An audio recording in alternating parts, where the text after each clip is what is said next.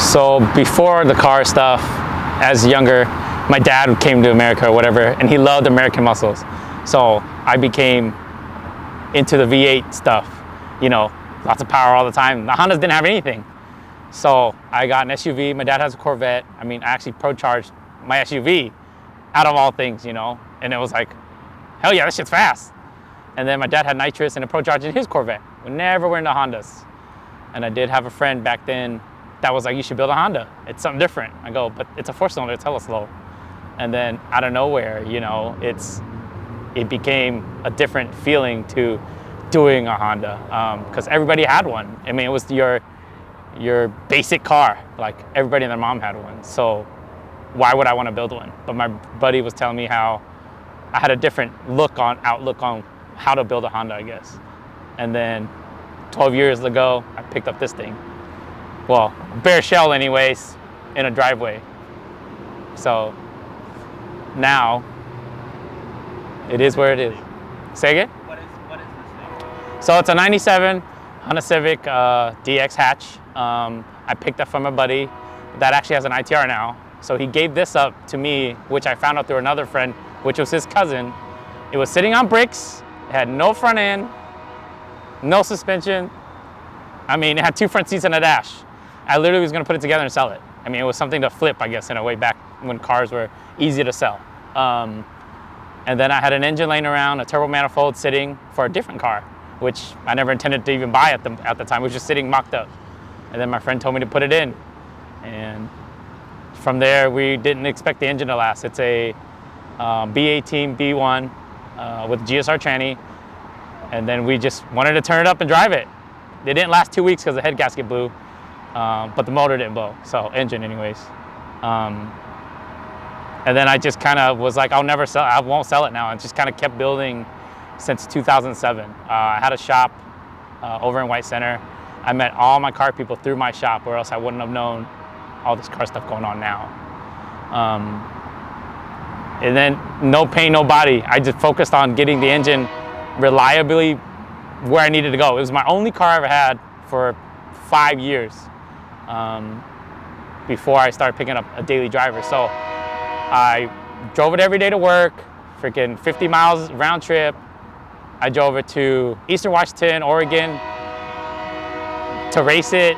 I mean, and literally drove it home like at least once or twice a week at Pacific Raceways. I mean, drag was bigger, I think, back then than road racing, and you just wanted to go fast. So I set it up for that, and that's what I did for a while before I started modifying it more to where it's at. I built the turbo kit to put more power because we thought the LS was gonna blow up, and it didn't.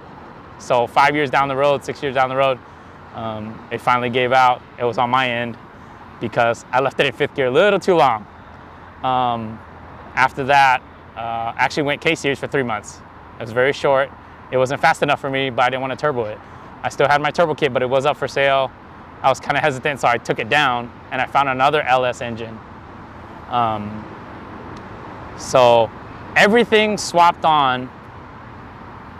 Everything still 12-year-old kit. I mean, down to the fuel pump, injectors, everything. The only thing that was different is a long block in the training. I mean, it's been so reliable to me that, I mean, where it is today, I can't even imagine, I guess, without the car. I mean, I won't sell it for anything that people still ask if I were to sell my car, and I won't never sell it. It's been blood, sweat, tears. I mean, the money you don't even want to know. I mean, you don't even want to add it up. It's a hobby that we'll never give up. It's a passion that we all look into. I mean, a course of 12 years, it's been a long run. I mean, I still enjoy the car. I mean, coming out here, driving it, not as much as I used to because I have other daily drivers, but I've made the trip to Cali the last couple years. I've driven it to Cali. I mean, reliable. I mean, I've had problems, of course. Stuff breaks, it happens, it's a car. But you can't expect it not to break. I mean, a lot of people get paranoid about breaking stuff, but I beat the shit out of this car. I mean, everybody that knows me, you know, I drive it, but it's still reliable. Running it the way it is. I mean, so after getting the car functionally down the road here, I then focused on, I guess, the exterior and interior of the car. I actually ran the car, around with no suspension, steelies. You're basic just to get the car together, to just drive down the road to get me around. But with the turbo kit in it, nobody really knew because it was a stock looking car. So at that time I started sourcing out parts, trying to find your, Japanese parts nowadays, the JDM parts that everybody wants, but stick with authentic, stuff from Japan, the real authentic parts. Finding rare parts as well. As I was putting this car together, trying to mold two functional and form together gets very spendy. You're trying to do both at the same time. Some people's car goes fast but doesn't look good, or it looks good but it's slow. So my car's not the greatest, but it looks decent. So I started sourcing out parts as I was going. Suspension, wheels, the Bomex wing's rare. The hood itself is rare. It's a Fiber Images hood. I got really lucky on finding. They don't make that anymore. It's very light. There's no skeleton underneath. I think there's only even 2 or 3 in the state that I even know of. The RGs itself I sold to my friend, which was actually on this car 8 years ago. That's why the cage is gold, because of these wheels. And it took me 8 years to get him back because he didn't want to sell it back to me. And luckily I got him back last year for Weekfest. And I sold my spoons that I had on here, and then went with these to keep it back to how I originally had it and how I wanted it. It took me a long time to find actually another set at that time in between, but I was going through different wheels at that point. But going back to these was what I wanted. I was gonna sell the car when I actually got the engine in and was turboed. But Stefan ASP, I said, if you weld in this cage, I'm not gonna sell this car. It took me a week or two to think about, for some reason. I didn't know why. But once he put in the hoop on the cage, that was it. I wasn't gonna sell the car. It was turning rusty because I didn't get it painted. I just wanted to go fast at that time. I was still sourcing out parts.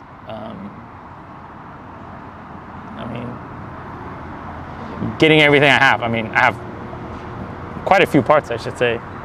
Bomex wing, the shark fins on the back. I actually have another brand new set in the box at home. I started collecting parts, rare parts, Comtech parts, SRR, LCAs in the back. A lot of people don't even see.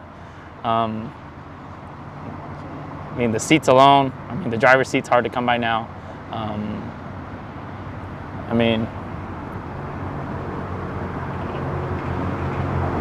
Just enjoying the car is just, if you understand, then you would know the feeling.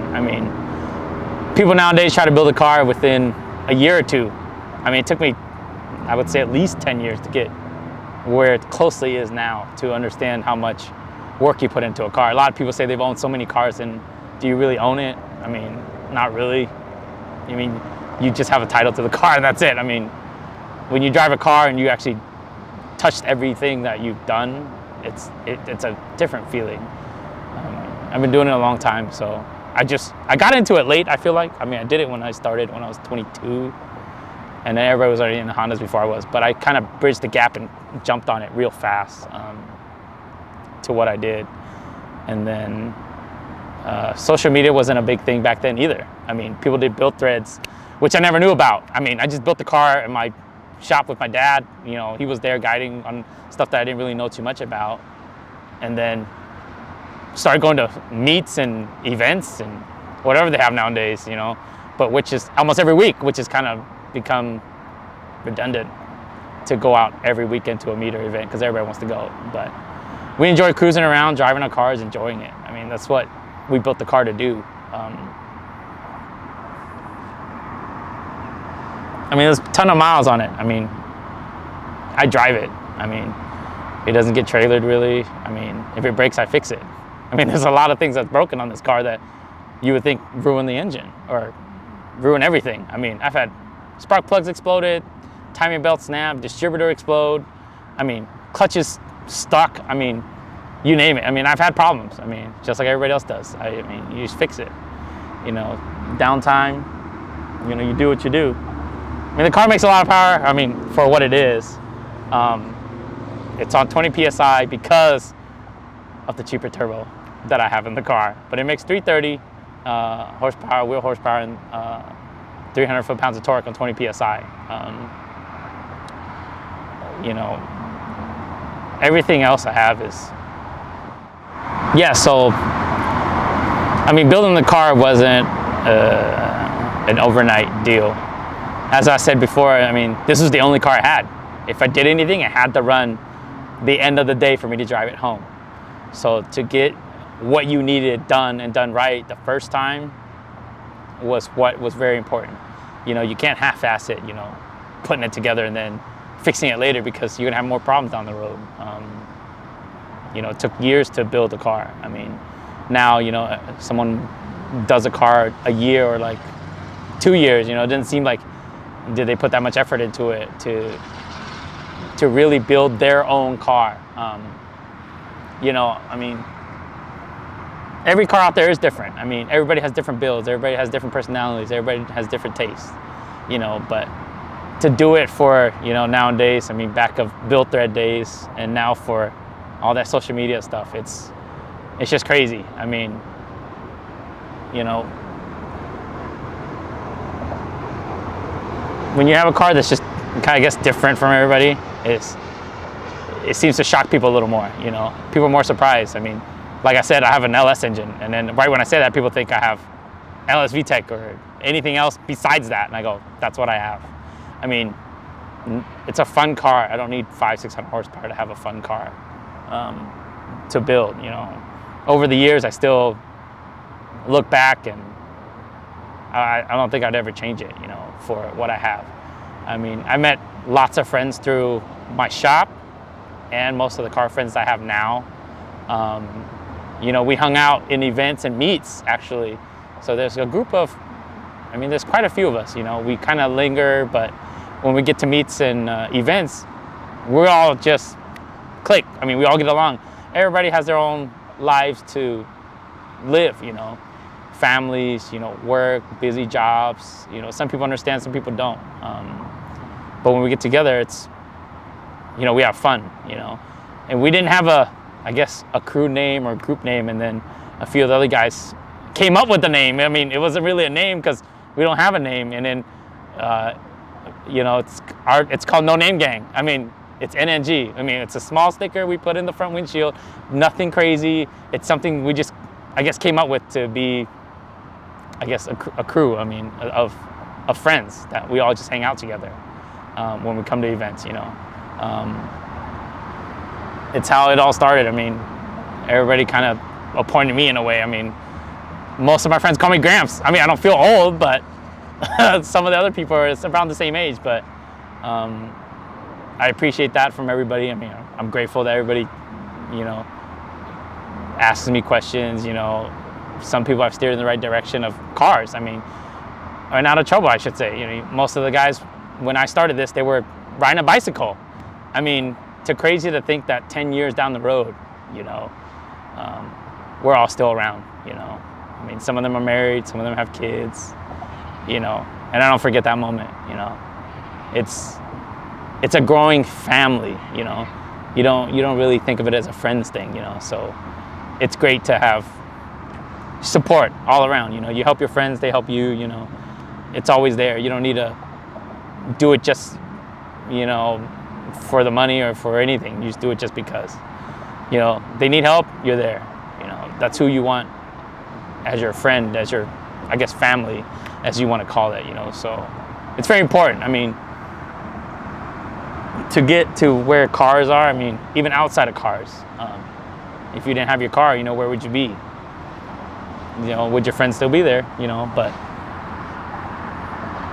most of us that don't have cars, I mean, we're still friends. I mean, that's always the great part. I mean, we always check up on each other, and you know, you want to see how life goes for certain people. So